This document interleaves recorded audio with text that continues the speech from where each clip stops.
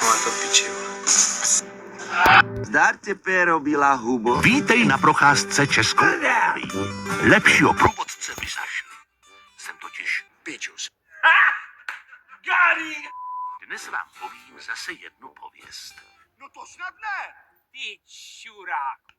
Tentokrát o slavném pražském orloji. Kopudel. Čau lidi. A podívejte, Please no. teď přichází technický pokrok. No já tomu zas tak úplně nevěřím. Do práce, šup, šup! Vážení Čuráci. my v Praze nepostavíme obyčejné Hořčice. ale nejskvělejší Hořčice. na světě. A to se vyplatí! Pro věčnou slávu našeho krásného mě. To dokáže jen jediný člověk. Co to meleš, ty vole?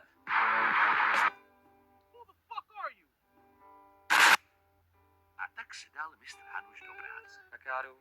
You so fucking precious when you Sláva mistru Hanušovi! nasrat.